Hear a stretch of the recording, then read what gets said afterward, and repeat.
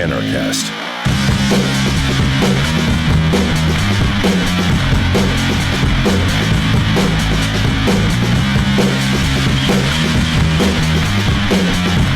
Hey everybody, welcome to another edition of Anarchast, your home for anarchy on the internet. I'm here in Acapulco in Mexico, and I have coming in from almost the Great White North, from Keene, is it Keene, New Hampshire? Is that where you're at? Yep, I'm in Keene. That's correct. Yeah. Hi, Jeff. Thanks for having me. Ian Freeman, Free Talk Live, very well known. Name comes up all the time, so I figured it's about time I had him on Anarchast, and so it's long delayed.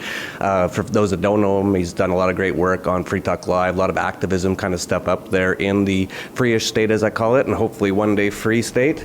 And but the first question, though, Ian, I have to ask everybody is, how did you become an anarchist? I don't use the term anarchist, actually, so maybe a bad question for me.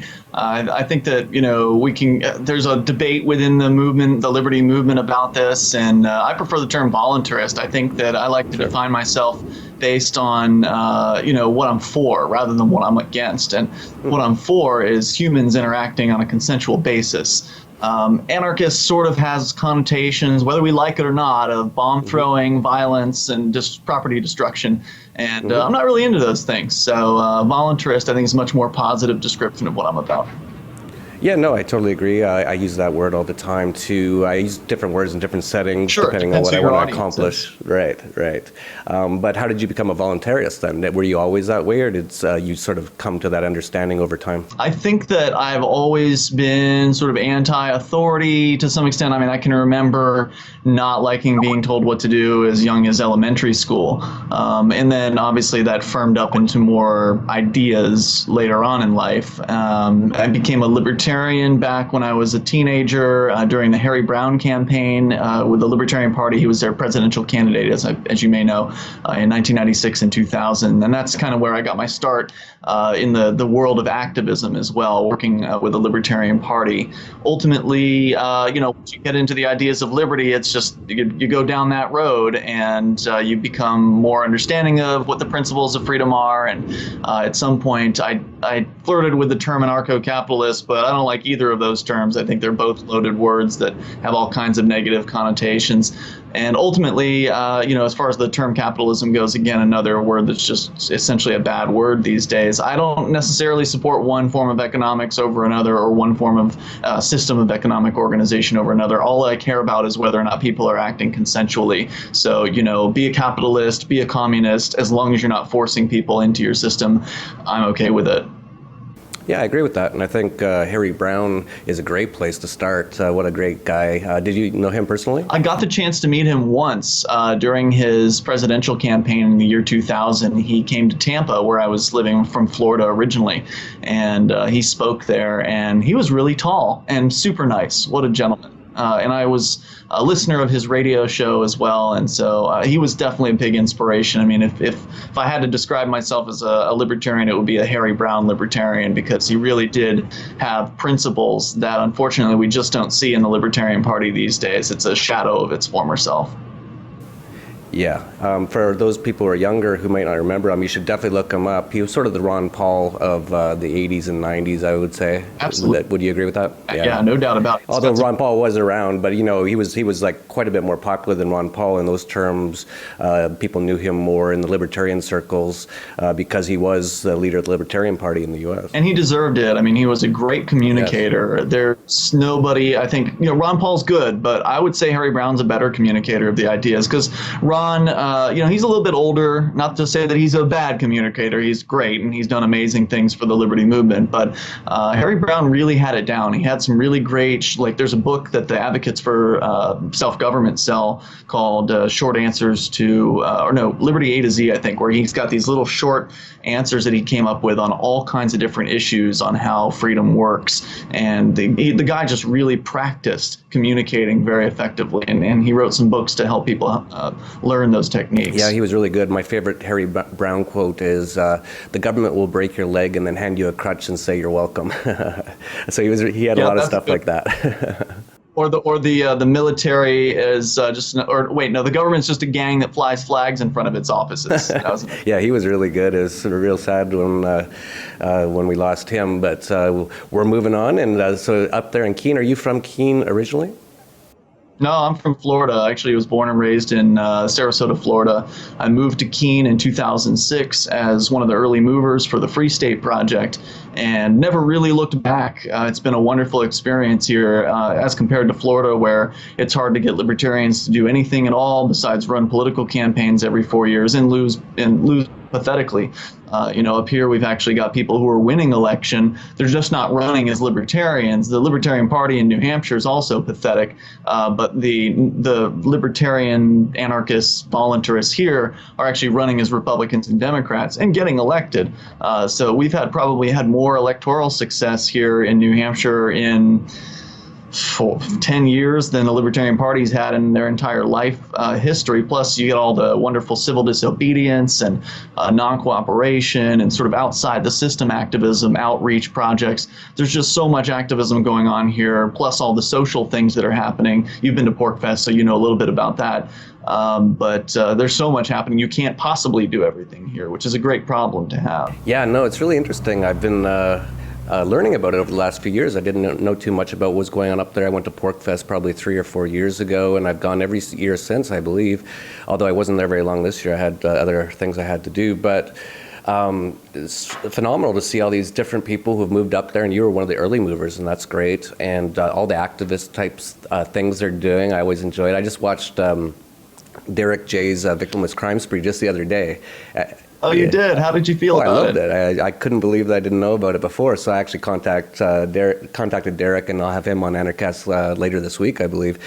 Oh, yeah. Super. He's fantastic. Yeah, so I didn't know a lot of this stuff about you guys. I kind of live my own life. I'm doing my own things, but I do try to spread the word of freedom on my own ways through things like Anarchast and the Dollar Vigilante. But the more I learn about all the things you guys have been doing up there, the more I love it. And how long have you been doing Free Talk Live? Is it, would you say it's the biggest sort of liberty-related radio show? It's definitely one of them for sure, right?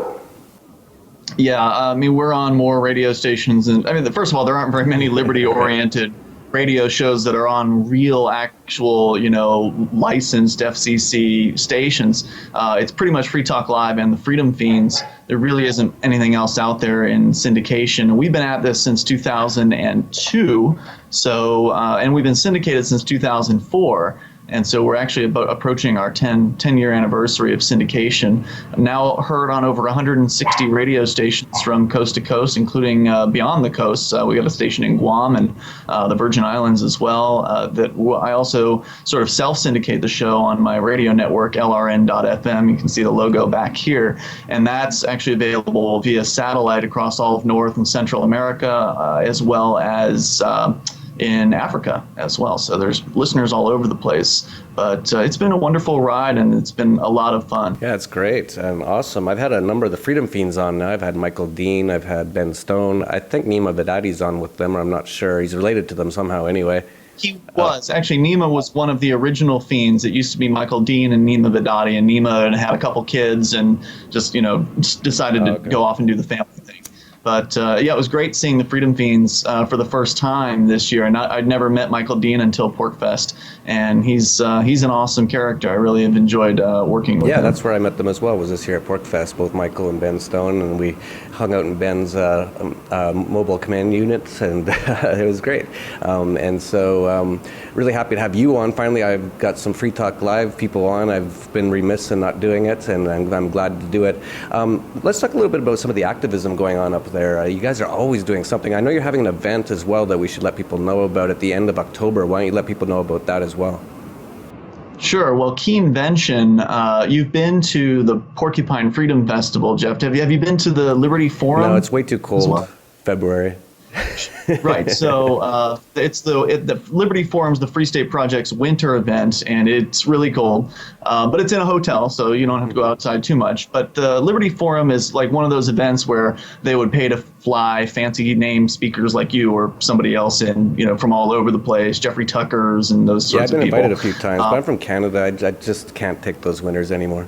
It's it's a fun event. I like the Liberty Forum. I go every year, but the thing that I wanted to do was create an event where we focus only on activism and only on the New Hampshire liberty activist scene. Only on the speakers at KeeneVention are only New Hampshire-based liberty activists. So that keeps my costs down on running the event as well. I don't have to pay to fly anybody in. And I think these are interesting people. They don't have the big names necessarily, a lot of them that you might see at a Liberty Forum, but I think they're way more interesting because they're not just thinkers. I mean, they're smart people, but they're doers. They're out there with the boots on the ground. They're doing activism. They're winning elections. They're doing civil disobedience, copblock, etc. So that's what the focus is of KeeneVention. It's all activist discussion on a variety of different subjects. And of course, we get some keynote speeches as well. And so that's the focus of the event. And so I've kept the cost down as much as possible. So it's only $60 for the entire weekend. The hotel rooms are cheap too. It's a fall event, so it's October 31st through November 2nd. Derrick J actually is going to be having a Halloween party that he's throwing on Friday night. We've got karaoke and bowling on Saturday night. So there's social things to do and all kinds of wonderful panels and discussions and things like that. And the nice thing about KeeneVention is it's actually an intimate convention in that it's small. The hotel couldn't possibly hold more than 200 or 300 people in the room. Last year was our first year, and it was about 100 to 130 people that were there over the course of the entire weekend. I would say no more than 60 were in the room at any given time. And so it really kind of created a more intimate atmosphere where you really get to know people, and you really can meet everyone that's attending the convention, unlike something like Porcfest or Liberty Forum where there's just no way possible to meet everybody attending. So it's got a different vibe to it as a result of that, and it turned out to be a lot of fun. I didn't know how it was going to go. First year on something like that, you never know what's going to happen. And it looks like this year we're on track to be about the same size or maybe slightly larger than last year. So it should be a lot of fun. And if anybody wants to know what it was like last year, I recorded all the panels and all the speeches. It's all on video. You can go to keenevention.info and you can watch everything from 2013. That's there. great. What are the dates again? Because I actually have to be in Spokane, Washington for something called the Silver Summit. I'm speaking at that. I think it's near the end of October, so if I can possibly make it, I'm going to try to make it over. So what are the dates for KeeneVention? That'd be fantastic. It's October 31st through November 2nd.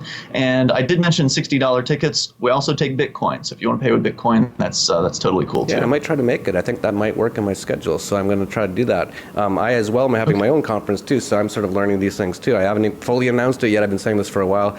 I've just been so busy, but it's called Anarchast, February 27th to March 1st. It's going to be awesome. I heard about it. It's a good excuse to get out of the cold. Yeah, so we're going to be talking more about that because I've been talking to a few people at Free Talk Live about maybe some things we can do together on that. So yeah, it's going to be really cool. Yeah, some of this activism stuff's really interesting to me. You hear both sides. You hear some people go, oh, activism, like when Adam Kokesh did something and he, loaded a shotgun in Freedom Plaza in Washington District of criminals. A lot of people said, oh, look, he that was stupid to do. Now he's in jail. And actually, Adam will kind of tell you it was kind of stupid because he didn't really enjoy being in solitary confinement for like a month and then things like that. It wasn't well thought out. And we've had Adam on Free Talk Live to talk in detail about that episode throughout the whole process, like right after he got arrested, before he went and did it, and, after the fact, sentencing and all that. And really, my perspective on something like that is, look, if you care about gun rights, get the hell out of Washington, D.C. and move to New Hampshire. I mean, there you've already won, basically. You don't have to do that activism in New Hampshire. You can walk around with a gun. You can walk into the State House with a gun in New Hampshire, and you're totally fine. That's great. So, if you move to New Hampshire, in a lot of ways, you're instantly more free than in a bunch of other places, especially places like D.C. or New York. Yeah, forget about it. So to me, it seems like a no-brainer, but it's tough, for people to pick up their lives and to pick up their businesses and families and move somewhere. But ultimately, it's kind of a good thing that we're up in New Hampshire because it's a filter. I mean, we don't get the sunshine activists, if you will, the people who don't want to take any risks. So you've got to be willing to take a risk. You got to be willing to put it on the line. And I think that attracts a special kind of person up here. Yeah, it sure does. And I've been noticing copblocks getting a lot of attention recently, which is awesome. I know their Facebook page has like 100,000 likes. And Bill O'Reilly. No, it's a million. It's a million? Nice. Yeah. Excellent. And I saw that this Bill O'Reilly actually just brought them up on his show. Did you see that? It was pretty amusing. Yeah, Damo Freeman, of course, is one of the founders of copblock, and he actually lives here in the Keene area. That's great. And so, yeah, there's so many people like that up there doing things like that, and I fully support them. I support anything to do with just trying to get more freedom out there and whatever it takes. But you have to be smart, like Ian pointed out. Just pick your spots and don't don't go to jail forever for nothing. I don't think that would be. Civil disobedience is unfortunately not a sustainable form of activism, at least for the individual. I mean, I've been to jail. I spent 58 days in jail for standing in front of a police car. Actually, you saw my arrest if you watched Derrick J's Victimless Crime Spree in that instance. And actually, I think I'm in that movie from jail. There's a scene with me actually in jail in there. But once you do enough civil disobedience and get arrested often enough, they start to stack the charges up, and then the penalties get worse and worse.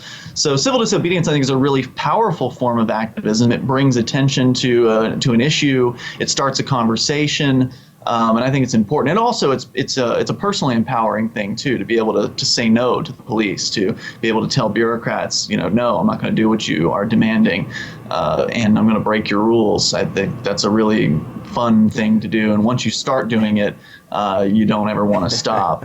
And of course, that's, we address that in Derrick J's Victimless Crime Spree, which we should mention is free. You can go to victimlesscrimespree.com and you can watch it for free online right there in HD. So there's no reason not to check it out and, play it for your friends. In fact, we encourage people to download a copy and put it on like the public access channel where you live. Just show it wherever you can. Because I think it's a really persuasive movie for the ideas of freedom. Yeah, I agree, and that's why I called them or Skyped them or whatever we do nowadays over the internet, and we're going to have them on. And so if you don't know, check it out. Derrick J's Victimless Crime Spree. It's really well done. He did a really good job on it. I really enjoyed watching that. Thank you.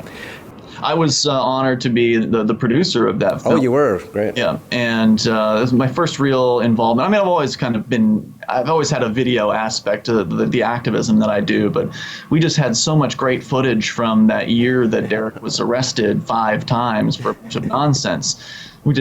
We were sitting down and talking about it and thought, gosh, we really should make this into a documentary. And Bo Davis was the editor, and he's professionally trained. He went to school, learned the tricks of the trade for editing, and he did a fantastic job. And basically, he made a feature-length film essentially out of nothing more than cobbled together activist footage with a few interviews, interspliced in between there, and a soundtrack. And really, it turned out very well. We actually did a movie premiere at the theater here in Keene, and that was a lot of fun. And in fact, we're going to do something similar at KeeneVention. I haven't even announced this publicly yet. It was what I was working on when you reminded me we had an interview today. But we're going to do another movie premiere because Bo, the editor of Derrick J's Victimless Crime Spree, is now editing a new documentary film called The 101 Reasons Liberty Lives in New Hampshire. And if you've ever been to the Free State Project website before, freestateproject.org, there's up there in the menu system, there's a link to the 101 Reasons to Move to New Hampshire. And so they had the idea to turn this, when I say they, the producer of the 101 Reasons movie, he had the idea to turn that into a film. And so that they're working on that now. It's still in the editing production process, but looks like it'll be done just in time for KeeneVention. So we're going to do the same thing. I've rented the local movie theater. Anybody can show up, walk in. It'll be free admission, and we'll probably do what will be the world premiere of the movie during KeeneVention, and then go back to the hotel afterwards for a question and answer session with the producers. So I think that'll be a lot of fun. Yeah, totally. That's awesome. Those kind of things really help to get the message out in different formats because, radio is one format, and that's great. And so many different aspects to why these things work well on their own. For example, radio, I found out after interviewing a few radio show hosts, is that their real advantage is that people aren't going to them necessarily for this information, it's being pushed to them more than pulled. On the internet, you're getting more pulled information. People will actually go to my podcast because they're looking for it, so unless they see it on a sidebar or something. But when you're in a car, you're a 50-year-old or 40-year-old soccer mom taking your kids, and people are talking about freedom on the radio. It kind of really gets out in that sort of perspective, whereas that's totally different than the internet, where you're getting more pulled information. And then there's things like documentaries and movies, which is a whole other side where people, if that was on their TV, it's a whole other sort of angle that you're kind of approaching them from. Yeah, I totally agree. And that's one of the reasons why Free Talk Live is an important outreach tool for the liberty movement, because we're not just talking to the choir. Sometimes our listeners from the internet don't understand that. Maybe they don't even know that we're on the radio. And so, they'll get on and drop the F-bomb. And we have to, well, you can't say that on the radio. But other times they'll make a statement like, oh, well, all of your listeners know this and this and this. And we'll have to correct them and say, no, all of our listeners don't know that. You've got people who are getting in the, their rental car at the airport, turning the key and hearing us for the first time. And that's really important because, that brings the ideas to new ears.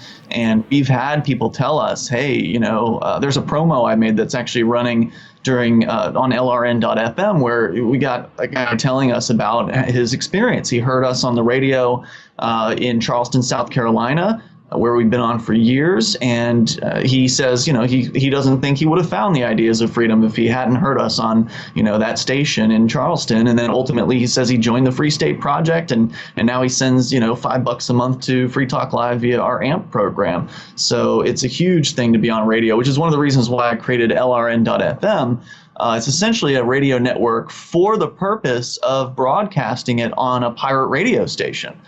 Because while Free Talk Live has been successful at getting on licensed radio stations, it's a lot easier to just ignore the gatekeepers and put your own transmitter on the air and just start broadcasting. Now, there's risk involved, obviously, but when you look at the amount of people you can reach, in any city, if you are on the radio, there are people who are going to find you and they're going to listen and they're going to spread the word, and word of mouth will spread. Eventually, the FCC may come down on you, but they may not. It depends on whether or not they get a complaint. So, for instance, here in Keene, we've had pirate radio stations 4 times now in the last 5 years, basically. And every time, the FCC eventually comes sniffing around, and the operators thus far haven't really pushed the envelope. Eventually, maybe we'll see that happen here. But I'm still happy that we've been on for many, many months over those 5-year period. And that means that there are people listening. In fact, when the stations go off the air, I'll get comments from people. Even the local judge here in Keene, Judge Burke, this sort of infamous judge, Mark Edge, my co-host on Free Talk Live, was working out at the YMCA one time after the radio station was taken off by the FCC. And Judge Burke came up to him and said, hey, what happened to the radio station? Presumably he was a listener, so you never know who you're going to reach. That's awesome. If you have any final comments, let us know, or if not, let us know again all the details of all the events, where people can find you on the radio, anything else you want people to know. Well, of course, you can go to freetalklive.com, and there's a whole list of our radio affiliates there. You can listen online. We've got, of course, podcast and live streams, LRN.FM. If you were interested in running a radio station, there's actually a whole page of information there with specific equipment recommendations and technical suggestions on how to actually go about doing that. So those are a couple of the things that I spend time on. Free Keene, actually, I haven't mentioned that yet. That's my blog site.